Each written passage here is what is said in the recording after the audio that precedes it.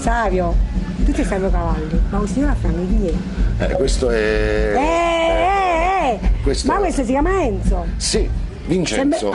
Vincenzo. Vincenzo. Ma guida lui, guida la macchina? Sta arrivando piano piano. Stiamo arrivando. Enzo guida. Enzo guida, E ha Cavallo guidato per trotta. tanti anni tanti artisti importanti, Sì. ma tantissimi, Sì. quindi non faccio nome, ma comunque io ero la più piccola, voglio dire, Sì. lui ci ha presentato dappertutto, in tutte le salse, però ci ha sempre trattato bene, devo dire la verità, anche cantanti un po' meno famosi, lui ha sempre dato questo grande stile e la sua personalità.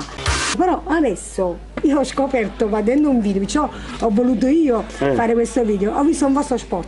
Il presidente degli Stati Uniti Donald Trump. È successo questo che mi fate fame, ma pecca con questa ricetta. Ho visto che dal 1° gennaio c'è una coppia nuova. Bello, bello. Sì.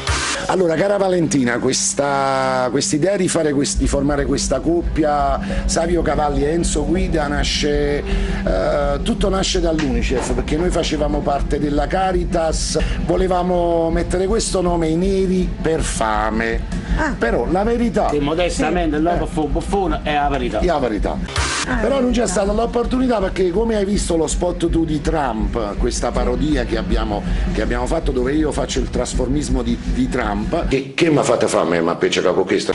No, sono io che ringrazio voi, mi fa piacere perché io poco d'altro faccio tante opere di beneficenza, quando avete bisogno di me vi vengo anche a Pensa che io sostenere ho in serbo nello sempre una spettacolo. presentazione personalizzata Sì. per lei, negli anni l'ho sempre usata. Sì. Ho detto sempre che lei non canta Napoli, lei Napoli la decanta. Sì.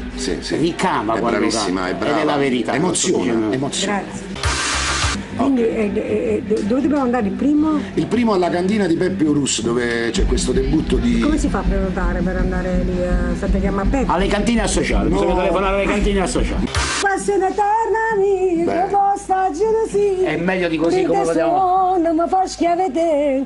In bocca al lupo ragazzi. Enzo Guida e Cavalli. State buono, guardi. Ciao.